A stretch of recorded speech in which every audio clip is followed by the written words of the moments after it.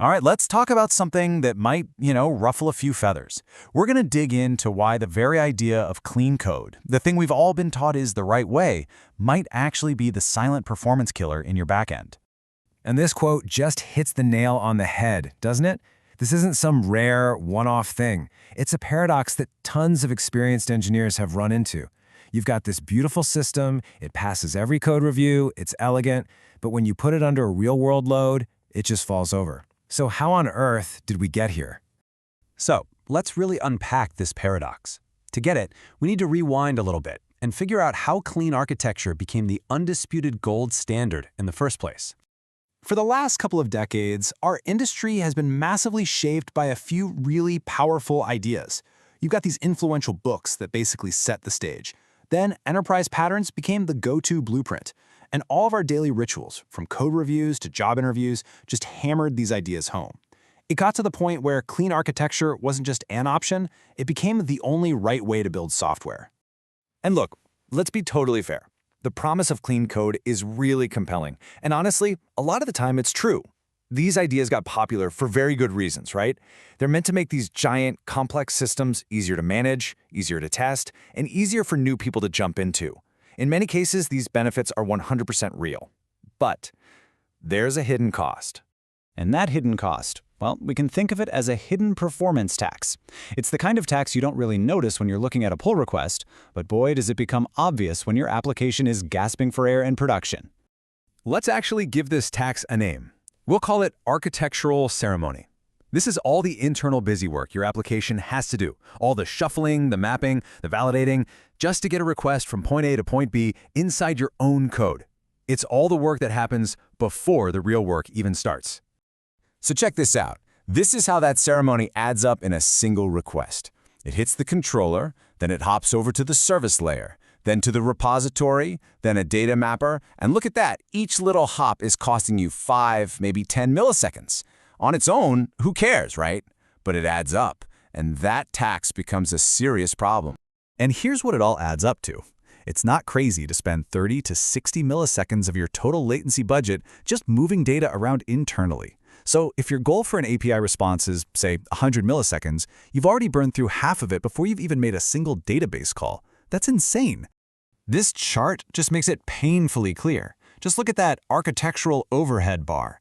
In this typical scenario, it's the single biggest chunk of time. It's bigger than the network trip. It's bigger than the actual database query. We spend all this time trying to shave milliseconds off our SQL, but the biggest bottleneck is hiding right there in our own architecture. But wait, it's not just about latency. That clean idea of using lots of tiny, single-purpose objects, it has another, even sneakier cost. Every single request is creating dozens, maybe hundreds of these little objects that live for a fraction of a second and then get thrown away. All that constant creation and destruction puts a ton of pressure on the garbage collector.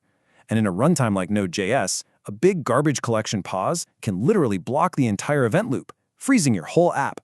And get this, sometimes the architectural purity can actually force you into bad database patterns.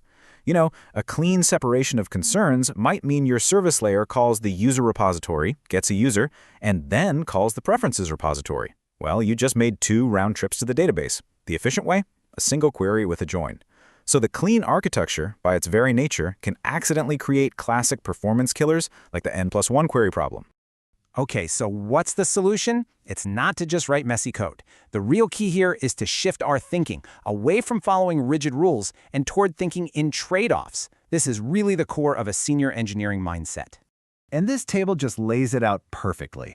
Let's take that first row, duplication. The rule-based view is simple, DRY. Don't repeat yourself. End of story. But the senior trade-off-based view asks a question. What is the cost of this abstraction? Because sometimes, you know what? A little bit of duplicated code is way, way cheaper than adding the overhead of another function call right in the middle of a critical, high-traffic path. It's all about making a conscious choice. So an experienced engineer is running a much more sophisticated calculation in their head.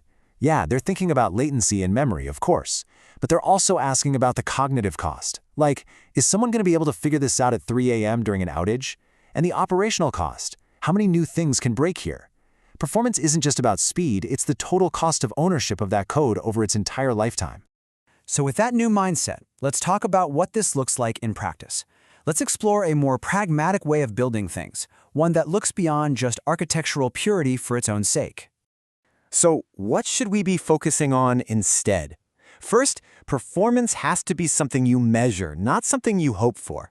Don't add a layer of abstraction unless you know what it costs. Focus on making the flow of data obvious. Sometimes fewer layers is actually easier to understand. And maybe most important of all, learn your runtime. Really understanding how V8 or the JVM or the event loop actually works is way more valuable than memorizing a dozen design patterns. This really means we have to redefine some of these words we use all the time. Real clarity has nothing to do with how many layers of abstraction you've piled on. Real maintainability isn't about ceremony, it's about how easy it is to safely change the system. And real simplicity isn't about breaking your code into 1,000 tiny files, it's about having fewer moving parts. At the end of the day, it all boils down to this one incredibly powerful idea. Your beautiful, elegant, philosophical architecture doesn't mean a thing if it can't handle the cold, hard laws of physics in your production environment. The cost of a function call, the time it takes to allocate memory, a network round trip, these are real physical things that you simply cannot ignore. So I'll leave you with this one last question to chew on. The next time you're designing something, just stop and ask yourself, what am I optimizing for right now? Am I trying to make this look good in a code review? Or am I building something that will perform under pressure in production? Because as we've just seen, those two things are not always the same.